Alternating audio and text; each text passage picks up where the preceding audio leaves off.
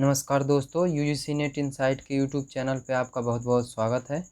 हम previous year question paper discussion कर रहे हैं। उसी क्रम में हमने पार्ट 1 में 2018 का हिस्ट्री का क्वेश्चन पेपर डिस्कशन किया था, जिसमें 1 से लेकर के 25 क्वेश्चन तक डिटेल में डिस्कशन आपसे किया था।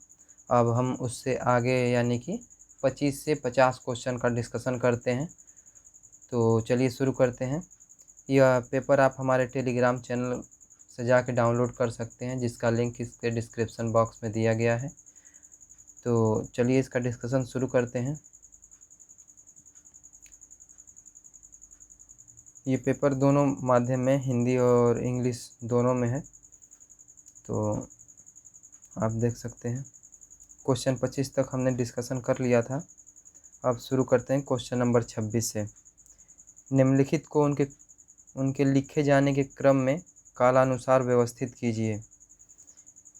ए मिताक्षरा, बी मानसोल्लास, सी विक्रमोर्जुन विजय, डी है चतुर्वर्ग चिंतामणि। इसका आपको क्रम में लिखना है, लिखे जाने के क्रम में। इसके लिए नीचे कूट का प्रयोग किया गया है, देख सकते हैं। कूट नंबर 1 है ABDC, दूसरा है BACD, तीसरा है CABD, चौथा है DCAB। आप खुद से गेस कर सकते हैं। अगर आप खुद से सॉल्व नहीं करेंगे तो हम अभी आपको डिटेल में इसका एनालिसिस करा देंगे।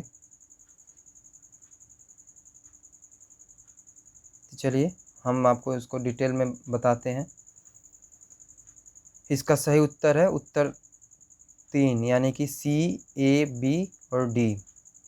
और इसका अगर हम एनालिसिस करें तो पहला है विक्रमार्जुन विजय, जिसे पंप भारत भी कहा जाता है। इसे पंप भारत भी कहते हैं।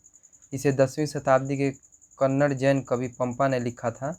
यह महाकाव्य व्यास के महाभारत का कन्नड़ संस्करण है और इसका जो नायक है वो अर्जुन है।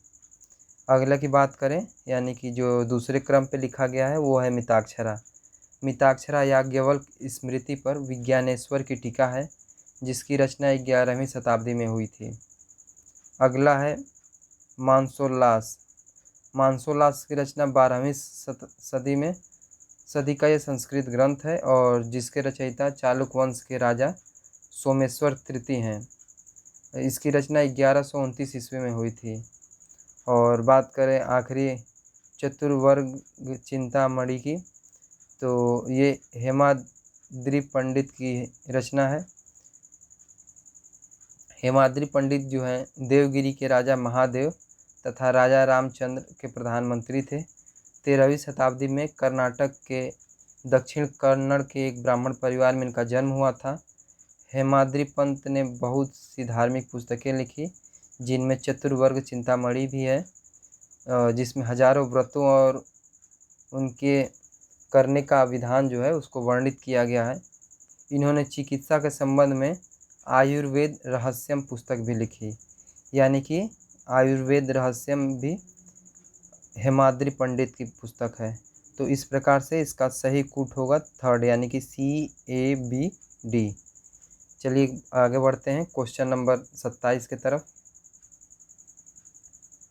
आप बीच में हम कुछ समय के लिए होल्ड कर दे रहे हैं, जिससे आप खुद से सॉल्व करने की कोशिश करें। अगर आपको क्वेश्चन सॉल्व कर लेते हैं तो ये अच्छी बात है, और अगर नहीं कर पाएंगे तो हम उसका एनालिसिस भी कराएंगे आपको साथ में, डिटेल एनालिसिस। तो अगले क्वेश्चन की तरफ देखते हैं कि किनके अभिलेख में अधिकारियों के विशेषीकरण की एक नई प्रवृत्ति लक्षित होती है। जैसे, यानी कि यथा लाट संधि विग्रही।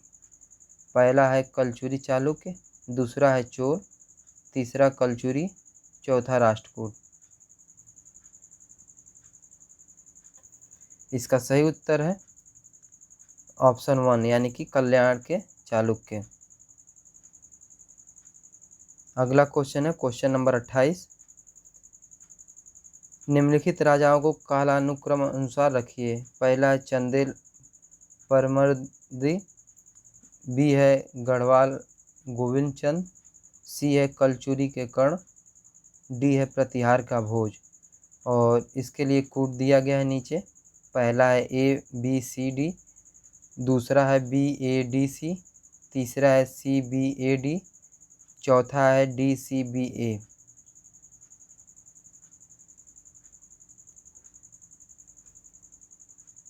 इसका सही उत्तर है ऑप्शन 4 यानी कि DCBA सही है।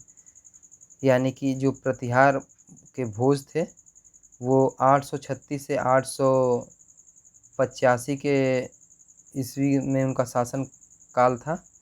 कलचुरी के जो कर्ण थे उनका 1041 से 1070 ईस्वी का शासन काल था। और गढ़वाल के जो गोविंद चंद थे उनका 1114 से 1155 ईस्वी का शासन काल था। और चंदेल के जो परमर्दी थे वो 1165 से 1203 ईस्वी तक उनका शासन था।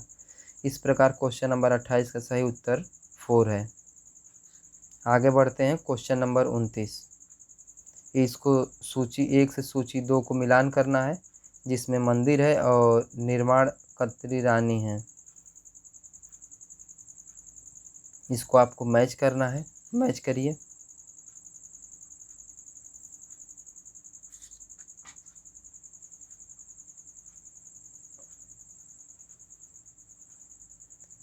इसका सही उत्तर है कूट, पहला कूट इसका सही उत्तर है।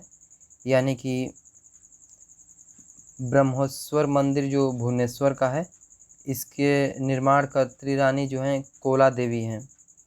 और लक्ष्मण मंदिर सिरपुर का जो है इसकी वासटा है, यानी कि 4। ए का आपका हो गया 1, बी का हो गया 4, सी यानी मल्लिकार्जुन मंदिर पदक्कल, इसका त्रैलोक्य महादेवी हैं। और जो डी का विरूपाक्ष मंदिर पटक्कल का है उसका लोक महादेवी निर्माण कतरी हैं। तो इस प्रकार से ऑप्शन 1 जो है कूट वो सही है। आप मैच कर लीजिएगा, बहुत ही इम्पोर्टेंट है। इस टाइप के क्वेश्चन रिपीटेड होते रहते हैं। आगे बढ़ते हैं क्वेश्चन नंबर 30। इसमें भी सूची 1 से सूची 2 को सुमेलित करना है। एक तरफ जैन ग्रंथ हैं और उसके लेखक हैं, तो आप इसको मैच करें, फिर हम आगे आपको कराएंगे।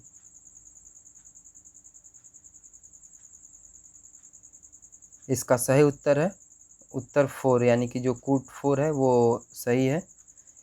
कुवलय माला जो है उसके उद्योतन सूरी इसके लेखक हैं, यानी कि ए का 4। समरा इच्छा कहा जो है वो हरिभद्र की है। और जो तिलक मंजरी है वो धनपाल की है। और जो डी यशस्ती लक चंपू जो है वो सोमदेव की है।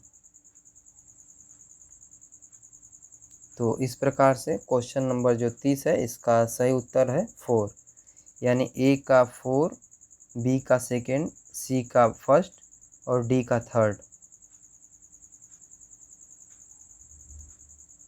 क्वेश्चन नंबर 31 है, गोलकी मठ के विषय में निम्नलिखित में से कौन से कथन सही हैं? ए है यह डाहल मंडल में स्थित था। दूसरा, यह एक शैव मठ था। सी है इसके रख रखाव के लिए कलचुरी युवराज फर्स्ट ने ग्रामों का दान दिया था। डी है सद्भाव शंभु मठ के महत्व थे। इसके लिए कूट है, पहला ए, बी और सी सही है। दूसरा है बी, सी, डी सही है। तीसरा ए, बी, डी सही है।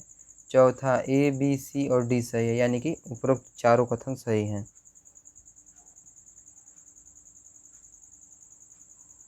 इसका सही उत्तर 4 है, यानी कि चारों उत्तर इसके सही हैं। बात करें तो जबलपुर के भेड़ाघाट में बना 64 योगिनी का यह मंदिर एक समय में गोलकी मठ के रूप में प्रसिद्ध था। यह डाहल मंडल में स्थित था। गोलकी मठ विश्वविद्यालय में देश विदेश के विद्यार्थी शिक्षा हेतु आते थे। और कलचुरी वंश के जो युवराज प्रथम के समय में इस शैव मठ को राजा ने इसके रख रखाव के लिए अनेक ग्रामों को दान दिया था। गोलकी मठ के महंत सद्भाव शंभु थे और कलचुरी नरेश युवराज शैव मतानुयायी थे और शैव संतों को ये दान दिए थे। आगे बढ़ते हैं क्वेश्चन नंबर 32 की तरफ। पूर्व मध्यकालीन भारत में घटी यंत्र का उपयोग होता था। पहला है तांत्रिक अनुष्ठान हेतु, दूसरा कूपों द्वारा सिंचाई हेतु, तीसरा धातु पात्रों के निर्माण हेतु, चौथा यज्ञ अनुष्ठानों में जल विसर्जन हेतु।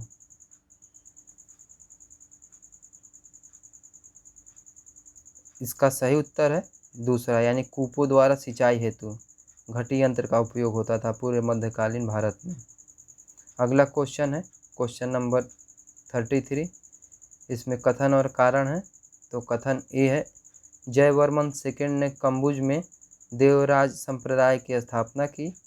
कारण आर है, इसके द्वारा वह कम्बुज को स्वतंत्र रखना चाहता था और इसके लिए 4 ऑप्शन दिए गए हैं। ए और पहला है ए और आर दोनों सही हैं और ए आर की व्याख्या करता है।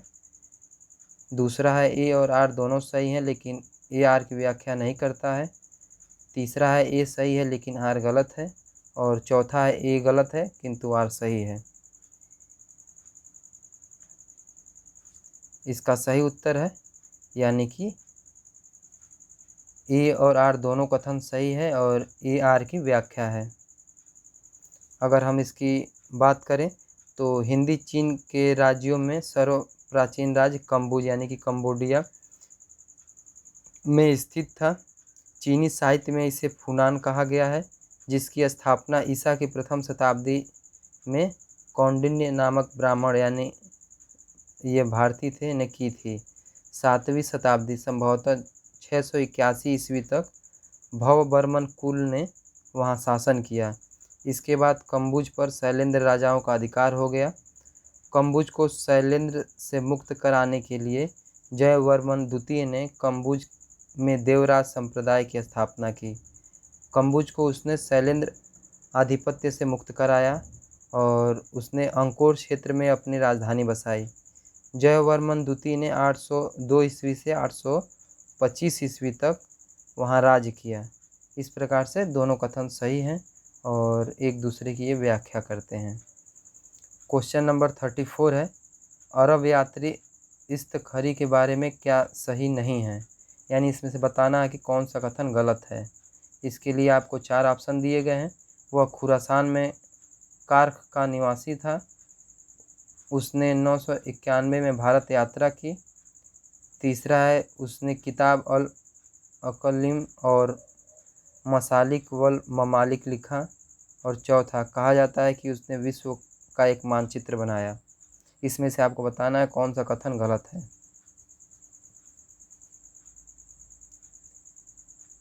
इसका सही उत्तर है पहला, यानी कि वह खुरासान में कार का निवासी नहीं था। ये कथन गलत है। बाकी 2, 3 और 4 कथन सही हैं। उसने किताब अल अकलीम और मसालिक वल ममालिक लिखा है। और अगर बात करें अरब यात्री इस्तखरी की तो यह पर्शियन यानी ईरानी शहर इस्तखर का निवासी था और इसकी रुचि जो है भूगोल में थी। वह भारत में 951 यानी 1951 में आया और 1957 में उसकी मृत्यु हो गई। उसने किताब अल अकलीम और मसालिक वल ममालिक तथा book of roads and kingdom नाम से पुस्तकें लिखी। उसने कई स्थानों तथा विश्व का मानचित्र बनाया। एस्टाखरी का मानचित्र, फारस की खाड़ी का मानचित्र तथा विश्व का मानचित्र अपनी पुस्तक में बनाया है। तो इन 2 पुस्तक के अलावा अल अकलीम और मसालिक वल ममालिक के अलावा book of roads and kingdom भी इसी की पुस्तक है। तो ये आगामी एग्ज़ाम में पूछने की इसके चांसेस बनते हैं क्योंकि उसकी 2 किताब पूछा जा चुका है। तो ये आप नोट डाउन कर लीजिएगा। हम बढ़ते हैं अगले क्वेश्चन की तरफ। क्वेश्चन नंबर 35, कौन से वक्तव्य सही हैं। पहला है, सुल्तान इल्तुतमिश सूफी संतों जैसे शेख कुतुबुद्दीन बख्तियार काकी, काजी हमीदुद्दीन नागौरी, शेख बहाउद्दीन ज़कारिया आदि के प्रति गहरा सम्मान व्यक्त करता था। बी है, वह अपने दरबार में नियमित धार्मिक वार्तालापों के आयोजन द्वारा उलेमाओं को भी संतुष्ट रखता था और उसकी नीतियाँ रूढ़िवादी धर्मशास्त्रियों के मतों से प्रभावित थीं। सी, रजिया को अपना उत्तराधिकारी नामांकित करते समय उसने उलेमाओं की राय जानने की परवाह नहीं की। और डी है, पवित्र व्यक्तिगत जीवन बिताने के कारण उसे सूफियों का सौहार्द हासिल था, जिसका उसने पूरा फ़ायदा उठाया। इसके लिए कूट है, ए और डी सही है। दूसरा केवल बी, सी और डी सही है। तीसरा केवल ए, सी और डी सही है। चौथा केवल बी और सी सही है। आप गेस करिए, उसके बाद हम इसका डिस्कशन करते हैं।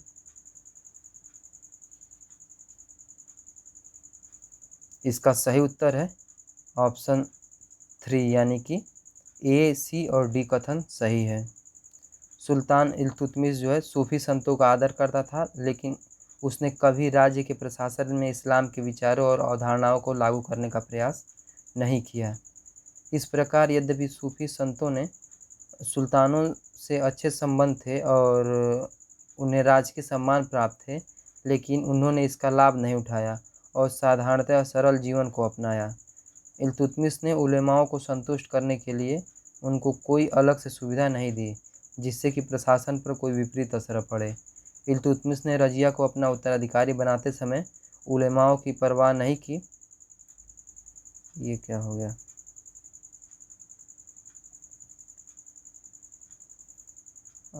और वह उमरा वर्ग को संतुष्ट, माफ़ करिएगा, अभी इल्तुतमिश ने रजिया को अपना उत्तराधिकारी बनाते समय उलेमाओं की परवाह न करके अपने उमरा वर्ग को संतुष्ट किया कि उसके पुत्रों की तुलना में उसकी पुत्री अधिक योग्य है।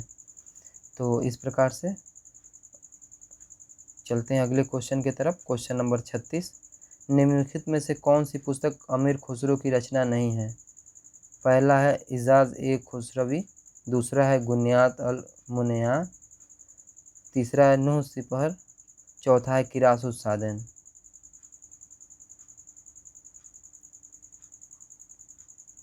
इसका सही उत्तर है ऑप्शन 2, यानी गुनियात अल मुनयान इनकी रचना नहीं है।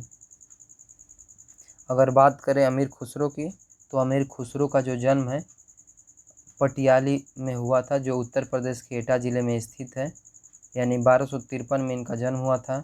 खुसरो ने हिंदी और फारसी दोनों भाषाओं में रचना की। नूह सिपहर में उसने भारत के संबंध में वर्णन किया है, जिसमें वह भारत की तुलना स्वर्ग के बगीचों से करता है। किरान उस सादेन में वह भारतीय पान की प्रशंसा करता है। इजाज़ ए खुसरवी गुरुतुल कमाल, मतला उल अनवर, सीरी फरहात, हस्त बहिश्त, तुगलकनामा, मिफ्ता उल फुतूह आदि इसकी अन्य रचनाएं हैं, जबकि गुनियात अल मुनयान उसकी रचना नहीं है।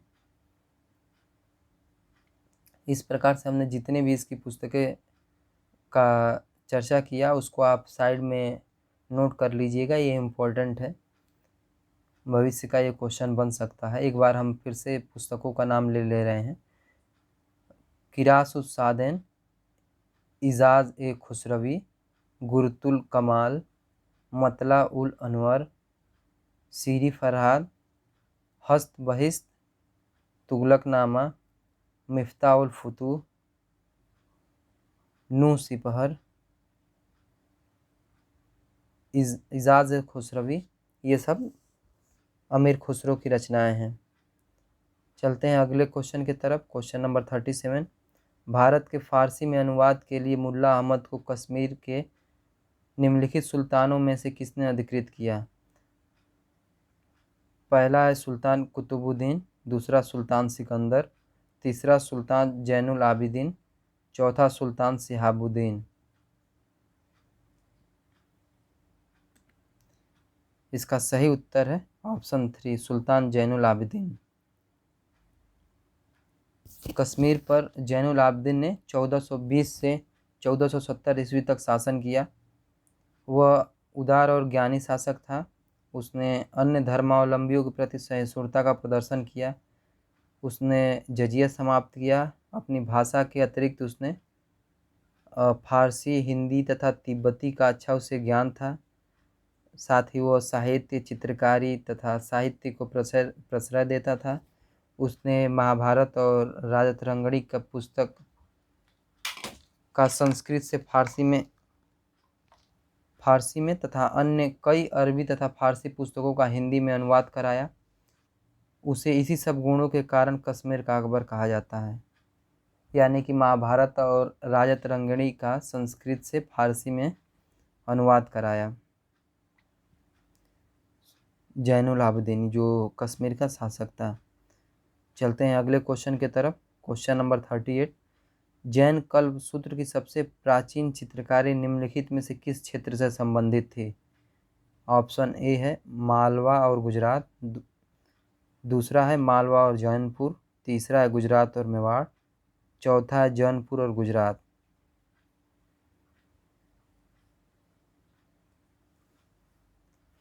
इसका सही उत्तर है ऑप्शन पहला, यानी कि मालवा और गुजरात का जो है जैन कल्पसूत्र की सबसे प्राचीन चित्रकारी इन क्षेत्रों की देखने को मिलती है। 9वीं से 10वीं शताब्दी में बौद्ध, जैन और हिंदू धार्मिक ग्रंथों की पांडुलिपियों के लघु चित्र और चित्रांकित पांडुलिपियाँ प्राप्त होने लगे थे, यानी कि 9वीं से 10वीं शताब्दी के बीच में। पश्चिमी भारत में गुजरात एवं मारवाड़ की प्रेरणा से लघु चित्रण अस्तित्व में आई। मालवा में शासक वर्ग द्वारा चित्रकला को संरक्षण देने के प्रमाण मिलते हैं। इसी तरह गुजरात में शताब्दियों से चित्रांकित जैन पांडुलिपियों को तैयार किया जाता था। मालवा तथा गुजरात में जैन ग्रंथ कल्पसूत्र की सबसे प्राचीन चित्रकारी तैयार की गई थी। धनाढ़ जैन व्यापारियों ने भी इस कला को संरक्षण दिया था।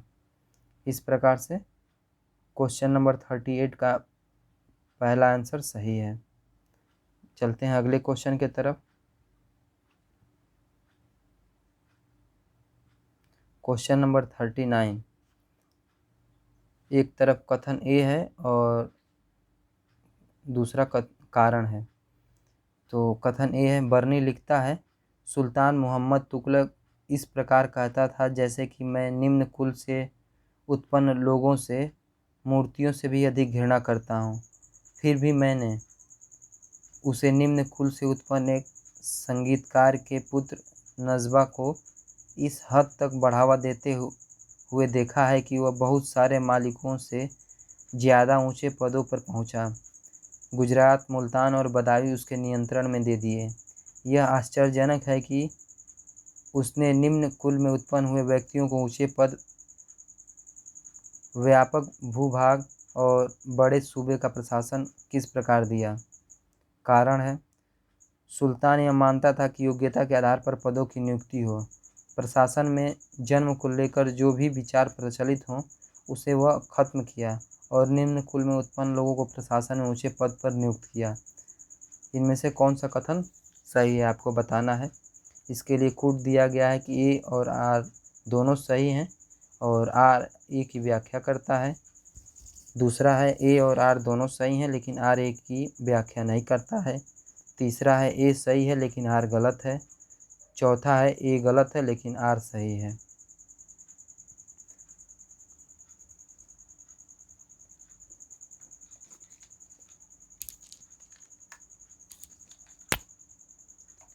इसका सही उत्तर है पहला, यानी कि दोनों कथन सही हैं और एक दूसरे की व्याख्या कर रहे हैं। चलिए आगे बढ़ते हैं। क्वेश्चन नंबर 40 देखते हैं। सुल्तान ने फारसी राजतंत्री परंपरा को आत्मसात किया और उन्हें भारतीय परिवेश के अनुसार ढाला। आदाब उल सलातीन और मासिर उस सलातीन जैसी पुस्तकें जिन्हें उसने अपने पुत्रों की शिक्षा के लिए बगदाद से मंगवाई थीं, ईरानी राजतंत्र के सिद्धांतों के संबंध में थीं, जिसे वह पूरी तरह से दिल्ली में अनुकरण करने के लिए ललायत था। इसके बारे में बताना कि ये कौन सा सुल्तान था। पहला है कुतुबुद्दीन ऐबक, दूसरा है इल्तुतमिश, तीसरा है बलबन, चौथा है जलालुद्दीन खिलजी। इसका सही उत्तर है ऑप्शन 2 यानी कि इल्तुतमिश। ये क्वेश्चन का डिस्कशन हम मध्यकालीन भारत का जब हम शमसी वंश के अंतर्गत इल्तुतमिश को पढ़ाया है तो उसमें इस एकदम सेम क्वेश्चन को डिस्कशन किया है और ये क्वेश्चन वहाँ से डायरेक्ट आया हुआ है, तो आप जा कर के देख सकते हैं। चलते हैं अगले क्वेश्चन की तरफ। क्वेश्चन नंबर 41, निम्नलिखित में से किन सुल्तानों ने आदेश दिया कि मुस्लिम महिलाएं अपने घरों से बाहर अथवा दिल्ली शहर के बाहर मकबरों पर नहीं जाएंगी? इसके लिए ऑप्शन है बलबन, फिरोज तुगलक, बहलोल लोदी, सिकंदर लोदी। और इसके लिए कुट दिया गया है। पहला है ए, बी और डी सही है, दूसरा बी और डी सही है, तीसरा बी, सी और डी सही है, चौथा चारों सही है।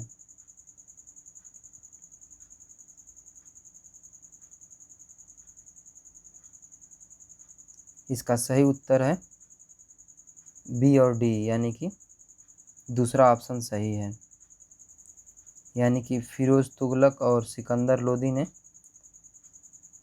आदेश दिया कि मुस्लिम महिलाएं अपने घरों से बाहर अथवा दिल्ली शहर के बाहर मकबरों पर नहीं जाएंगी। चलते हैं अगले क्वेश्चन की तरफ। यहाँ कथन और कारण दिए गए हैं।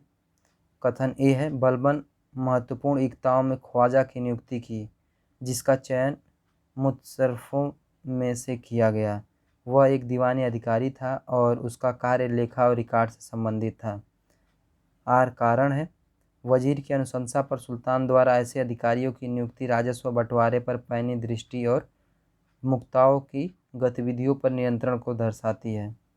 इसके लिए सही कथन है, पहला है ए और आर दोनों सही हैं और आर ए की सही व्याख्या है। दूसरा है ए और आर दोनों सही हैं लेकिन आर ए की सही व्याख्या नहीं है। तीसरा ए सही है लेकिन आर गलत है। चौथा ए गलत है लेकिन आर सही है। आपको बताना है कि इनमें कौन सा कथन सही है।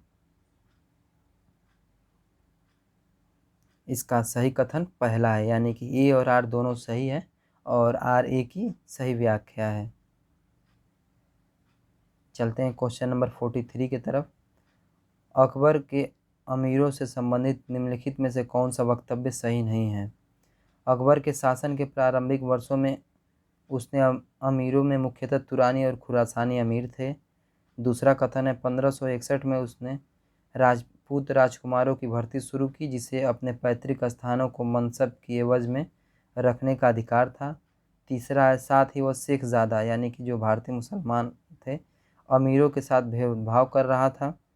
चौथा है अमीरों पर पूर्ण नियंत्रण के लिए उसने उनकी जागीरें वापस लीं और उन्हें नकदी भुगतान किया। साथ ही घुड़सवार सेना के नियमित रखरखाव को सुनिश्चित करने के लिए उसने दाग और उपस्थिति संबंधी नियम सख्ती से लागू किए।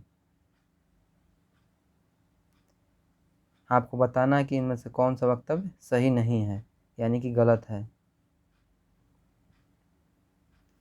ये सिंपल क्वेश्चन है, आप बता सकते हैं। क्वेश्चन नंबर 3 यानी कि वह शेखजादा अमीरों के साथ भेदभाव कर रहा था, ये कथन गलत है। बाकी तीनों कथन सही हैं। आगे बढ़ते हैं क्वेश्चन नंबर 44 की तरफ। देखिए, जो हमको लगेगा कि जो ये इम्पोर्टेंट है, इसका डिस्कशन करना चाहिए, हम उसका आपके साथ डिस्कशन ज़रूर कर रहे हैं।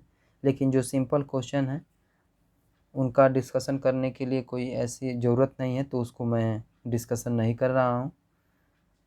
तो चलिए अगले क्वेश्चन को देखते हैं। क्वेश्चन नंबर 44 है, कबीर की रचनाओं के संबंध में निम्नलिखित में से कौन सा वक्तव्य सही है? पहला है, कबीर पंथियों द्वारा रचित कबीर के पदों के सर्वाधिक श्रद्धेय संग्रहों में बीजक है, जो आदि ग्रंथ में संग्रहित है। बी, पंजाबी परंपरा के बजाय दादू पंथियों द्वारा पंचवानी में रचित कबीर के पद अपेक्षाकृत कम प्रमाणिक हैं। सी, शार्लट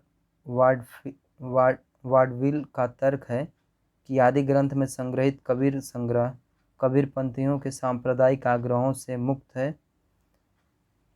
डी है, डेविड लॉरेंजन का मानना है कि कबीर के सभी 3 प्रमुख संग्रहों में अन्य स्रोतों से ली गई सामग्री के प्रक्षेप हैं। इसमें से आपको बताना है कि कौन सा सही है।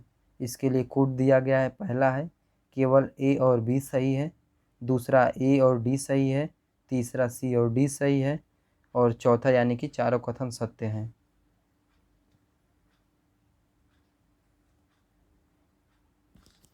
इसका सही उत्तर है ऑप्शन 4, यानी कि इसके लिए चारों कथन सही हैं। मध्ययुगीन संतों में कबीरदास के साहित्यिक और ऐतिहासिक जो देने हैं वो स्मरणीय हैं। वे मात्र भक्त ही नहीं, बड़े समाज सुधारक भी थे ये। और उन्होंने अंधविश्वासों, अमानवीय मान्यताओं तथा अनमानवीय रूढ़ियों की आलोचना की है। सिख धार्मिक ग्रंथ जो आदि ग्रंथ है में कबीर पंथियों द्वारा रचित कबीर के पदों बीजक को संग्रहित किया गया है। दादू पंथियों की जो पंचवाणी में भी कबीर के पदों का संग्रहण किया गया है, किंतु यह आदि ग्रंथ में संग्रह से कम प्रमाणिक है। और शार्लट वार्डविल का यह तर्क सही है कि आदि ग्रंथ में संग्रहित कबीर संग्रह कबीर पंथियों के सांप्रदायिक आग्रहों से मुक्त है। और डेविड लॉरेंजन का मानना भी सही है कि कबीर के सभी तीनों प्रमुख संग्रह में अन्य स्रोतों से ली गई सामग्री के प्रक्षेप हैं। अतः जो चारों कथन हैं वो चारों कथन सही हैं। चलते हैं अगले क्वेश्चन की तरफ। Question number 45। इसमें सूची का मिलान करना है, सूची 1 से सूची 2 को। तो आप मिलान कर सकते हैं।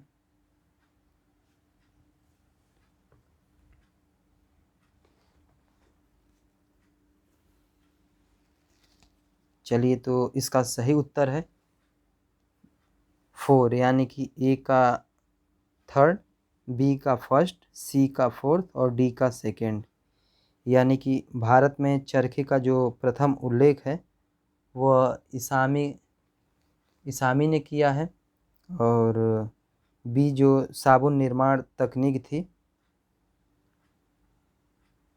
वो सीरत फिरोजशाही में जिक्र की गई है। सिलेंडर और पिस्टन सिरिंज जो है तकनीक जो है इसकी चर्चा जो है मॉन्सरेट ने की है।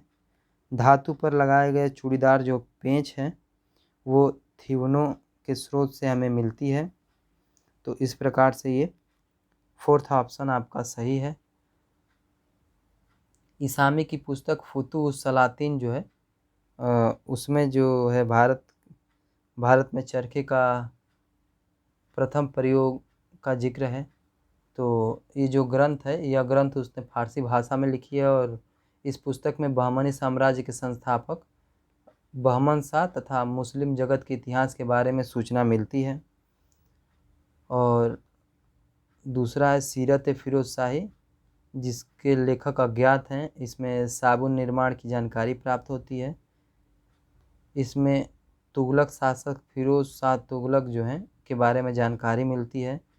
पुर्तगाली यात्री जो मॉन्सरेट हैं 1580 ईस्वी में मुग़ल सम्राट अकबर के दरबार में आए थे और उसने सिलेंडर और पिस्टन सिरिंज के बारे में जानकारी दी है। तो इस प्रकार से इसका सही उत्तर ऑप्शन 4 है। चलते हैं अगले क्वेश्चन की तरफ, यानी क्वेश्चन 46 की तरफ। 2 वक्तव्य दिए गए हैं, कथन ए और कारण आर। तो कथन ए है, मध्यकाल में तांबे के मूल्य को जानने का उतना ही सूचक था जितना रुपया चांदी के मूल्य का। रोचक बात यह है कि तांबे की धातु के संबंध में क्षेत्रीय कीमतों की विविधता सोने और चांदी से बहुत अधिक महत्व रखती थी। कारण है आर, तांबे की आपूर्ति मुख्यतः अरावली और विंध्य श्रृंखला के उत्तरी और पूर्वी ढलानों की खदानों से होती थी। इनके साथ इनकी समीपता विभिन्न बाजारों में मूल्यों के अंतरों के प्रसार को तय करने में बड़ी भूमिका निभा सकती थी। इसमें से बताना है कि आपको कौन सा कथन सही है। पहला है ए और आर दोनों सही हैं और आर ए की सही व्याख्या है। दूसरा है ए और आर दोनों सही हैं लेकिन जो है वो व्याख्या नहीं है। तीसरा है ए सही है लेकिन आर गलत है। चौथा है ए गलत है लेकिन आर सही है। आपको बताना है कि इनमें से कौन सा कथन सही है।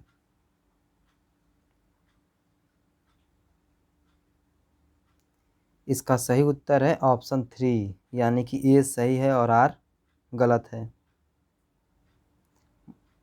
मध्यकाल में तांबा जो है राजस्थान, मध्य प्रदेश, मैसूर, आंध्र प्रदेश और बिहार की खानों से बड़ी मात्रा में निकाला और शुद्ध किया जाता था।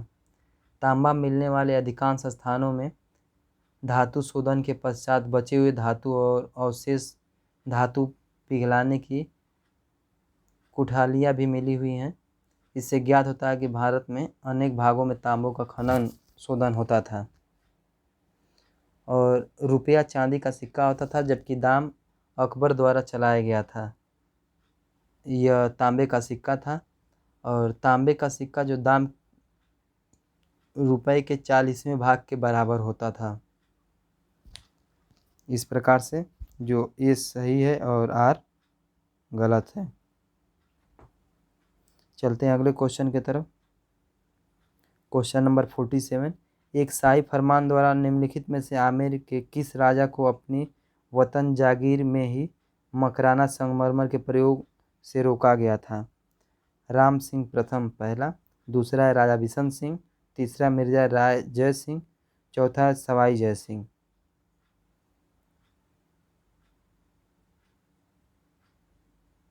इसका सही उत्तर है ऑप्शन 3, मिर्जा राजा जय सिंह। मुगल शासन में कुछ जागीरें जो हैं वंशानुगत आधार पर भी प्राप्त होती थी। इन्हें वतन जागीर कहा जाता था। वतन जागीर, माफ़ करिएगा, मुगल शासन में जो कुछ जागीरें वंशानुगत आधार पर प्राप्त होती थी, इसमें वतन जागीर भी सम्मिलित थी। वतन जागीर कुछ राजाओं और जमींदारों को मिली हुई थी। राजपूत अधिकारी को बादशाह द्वारा प्रदत्त जागीर के अलावा अपनी पैतृक जागीर, जिसको कि वतन जागीर भी कहते हैं, तो पर अधिकार रहता था, जिसे उसे पर्याप्त मात्रा में आय होती थी। बादशाह सामान्यतः वतन जागीर के प्रशासन में दखल नहीं देता था। आमेर के जो मिर्जा राजा जय सिंह थे, एक महान भवन निर्माता और कला व साहित्य का आश्रयदाता था। मिर्जा जय सिंह को एक शाही फरमान द्वारा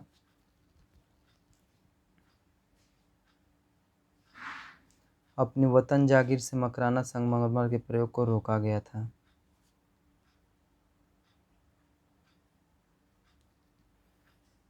चलते हैं अगले क्वेश्चन की तरफ। क्वेश्चन नंबर 48, इसमें से बताना है कौन सा सुमेलित नहीं है। आप पहले गेस कर लें। एक तरफ यात्री हैं और उनके मूल देश से दिया गया है।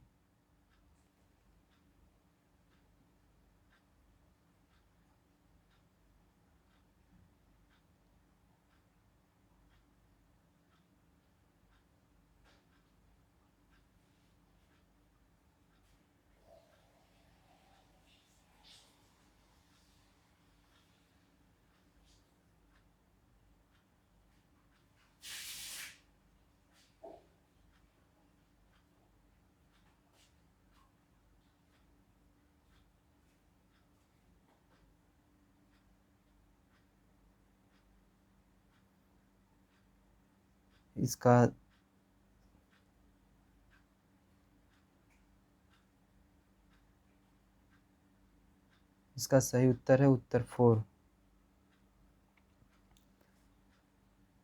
यानी कि अब्दुल रज्जाक जो है वो सीरिया के नहीं हैं।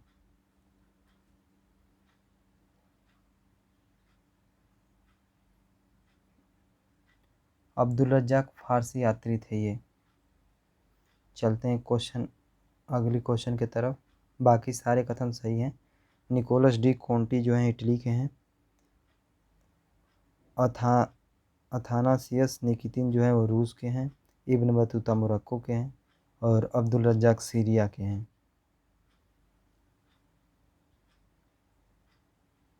चलते हैं अगले क्वेश्चन की तरफ। क्वेश्चन नंबर 49, उसके परदादा ने बहुत सारे पशुओं, पौधों और लोगों के बारे में लिखा था, लेकिन अपने चित्रकारों को उनकी तस्वीरें बनाने का आदेश नहीं दिया था। इस शाही परदादा प्रपौत्र की जोड़ी को चिन्हित करें। पहला है बाबर, जहांगीर, हुमायूं शाहजहां अकबर औरंगजेब, जहांगीर, बहादुर शाह प्रथम।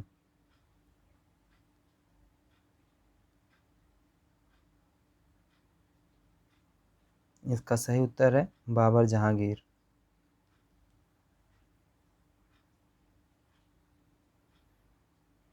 आज का आखिरी क्वेश्चन है क्वेश्चन नंबर 50। निम्नलिखित में से किसने अपने पुस्तकालय का एक भाग हरम में रखा था, जहां हरम की महिलाएं उसे सोने से पहले उसे पुस्तकें पढ़कर सुनाती थी? पहला है बाबर, दूसरा हुमायूं, तीसरा अकबर, चौथा जहांगीर। इसका सही उत्तर है अकबर। यानी कि अकबर जो है अपने पुस्तकालय का एक भाग हरम में रखता था और वहाँ की महिलाएं इसको पढ़ करके सुनाती थी। इस प्रकार से आज हमारे 25 से लेके 50 क्वेश्चन यानी 25 क्वेश्चन का डिस्कशन हुआ। और आपको कैसा लगा हमें कमेंट बॉक्स में ज़रूर बताइएगा। और जो भी आपकी जिज्ञासा हो आप ज़रूर व्यक्त करके हमें बताइएगा। और ये वीडियो कैसा लगा आपको ये भी हमें कमेंट बॉक्स में ज़रूर बताइएगा। और जो आपके कुछ सुझाव हों उसको इंगित करिएगा। और साथ ही अगर वीडियो आपको अच्छा लगा हो तो लाइक और चैनल को सब्सक्राइब करिएगा। वीडियो देखने के लिए आपका बहुत बहुत धन्यवाद।